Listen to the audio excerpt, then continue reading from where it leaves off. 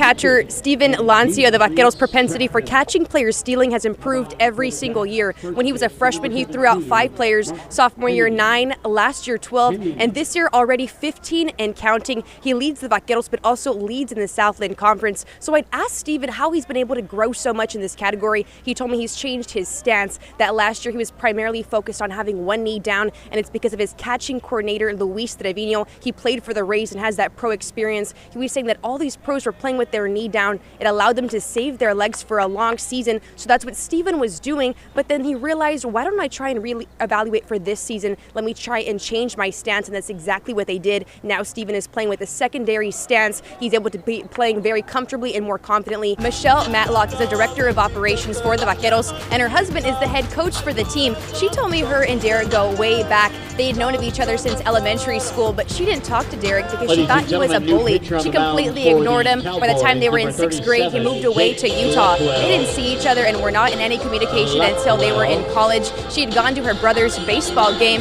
and one of her friends said, "Hey, look over there. I think that's Derek Matlock." Sure enough, she looked over and she told me she was not impressed, didn't even bat another eye. She told me she was like, nope, never again. But turns out her friends were friends with his friends, so they had no choice to hang out. Fast forward to now, 36 years of marriage. She told me she loves working with her husband, yes, but at the same time she loves being around the boys. She's got to see them grow and grow continuously, whether on and off the field. She told me she loves being around them, but even the staff members and the environment that UTRGV has to offer. She told me she loves her job and she is so thankful. Shortstop Isaac Lopez of the Vaqueros has been playing baseball since he was 3 years old. He told me he first saw it on a screen. He was watching television and he was like, hey, I think I can do that too. Sure enough, growing up, he did play baseball, but also golf, but he decided to pursue baseball because of the team culture that it offered. But I'd asked him when he began to take the sport seriously. He told me he's always taken it seriously. He was seeing how much money his parents were spending on his training and the fact that he was always on the fields, in the batting cages, or even at training facilities trying to get better.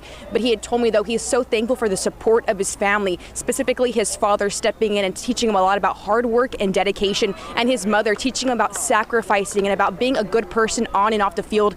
Connor Westenberg of the Cowboys ranks first in the Southland Conference with 9 triples, that being 2 times more than any other player. He also ranks second in the Southland with 54 runs scored. I spoke to him yesterday and I asked what's allowed him to be so successful this season, and he told me just getting back into the grind of it all. He said the Southland Conference schedule is no joke. Always being on the road for 20 plus hours all the time takes a mental toll on you. That's why he said last year that's where he struggled. He said he would enter the season on a hot streak, but then end it feeling off. That's why this season, though, he thinks he's been quite steady. And team dynamic-wise, he said it's been so unique and it's been so fun being around so many goofy guys, and they all are rooting for each other, so it's great in that aspect. But he said even motivation-wise, it's awesome seeing his family in the stands, home and away for every single game. He told me putting in all that sweat equity is super important to him, and that's why he works so hard. He wants to set records and break records at McNeese, and that's why he wants to clinch the title this year. Last time the McNeese Cowboys and the UTRG Vaqueros went head-to-head was back 18 years ago. Back to 2007, the Vaqueros played here at home in Edinburgh, and they were victorious, winning 9-7,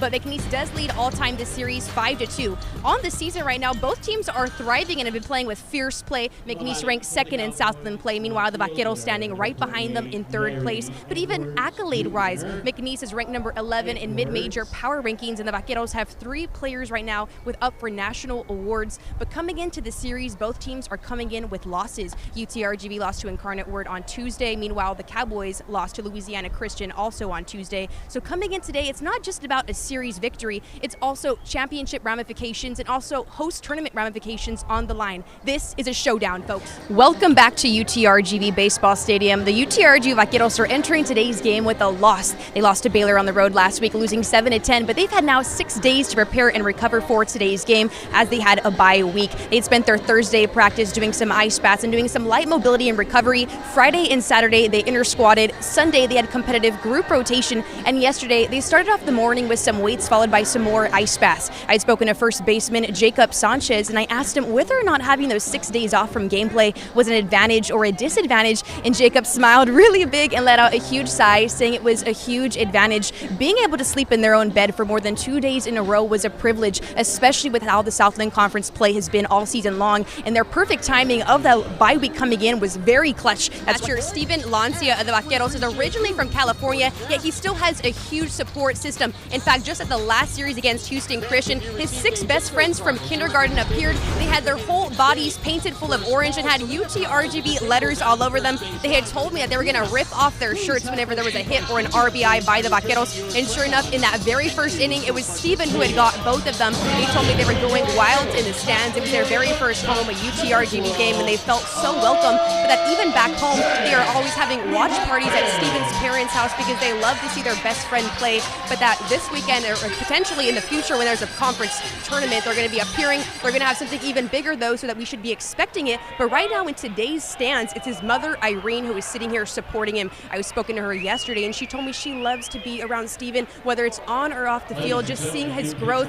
But at the same time, she told me he was destined to play baseball no matter what, that before he was even born, he already had his room full of baseball decor, so he had no choice. But still, next weekend, his father's going to be flying into Texas to support him. So even though Steven's family is over 1,500 miles away, he still has an amazing support system here in South Texas. Jacob Sanchez has been the first baseman for the Vaqueros for 4 seasons now, but last year he wasn't even on the roster due to injury. Back in 2022, he had jumped up to catch a fly ball and landed and heard a pop. He didn't think much of it, thought it was a hamstring sprain, but then realized, I'm pushing through so much pain, something feels off. Sure enough, he starts questioning everything. At the end of season, played 37 games. That's whenever he goes to the doctor and he finds out he had torn his meniscus in his right knee. Going through his mind is everything negative. He couldn't believe how bad of a season he had had, also knowing his scholarship was being taken away from him. After surgery, getting back was the most difficult thing for him. He was back in the cages back by December, but 7 days before season was going to begin, he was officially cleared, but he took that opportunity to really take the year off and get back into the training facilities. He had told himself, I'm not 100% back and ready to be on the field and playing for my team, which was the most difficult thing for him to do. And because of this, he was not on the roster. He was not in the dugout with his team. He was not in the locker room. He could not participate in practice. Jacob watched in the stands, his game, his friends playing without him. It was so hard for him, and that was his goal, just to get back on the field and play. But nonetheless, didn't have the mindset to become a graduate student and return. He played summer league, yes, did well, but didn't still care much about returning. That was until the UTRGV coaches had a conversation with him and asked him, Jacob, do you want to return? We have a scholarship waiting for you. Jacob, with immediate yes, took advantage, didn't care if there was money or not on the table. He said as long as he was able to play. He knew he was going to be competing, especially with Armani Ragoza having an exceptional performance last season, but he said he didn't mind it because he missed the competitive drive and nature of it all. Since then, now Jacob is the starting first baseman for UTRGV. He has a .354 batting average and a .559 slugging percentage. Jacob has thrived all season long. He told me he would not be in this position if it was not for his family, his friends, and his relationship with God pushing him through it all. But he said without this opportunity of adversity being a privilege for him, he would not be anywhere near as good as the person he is today.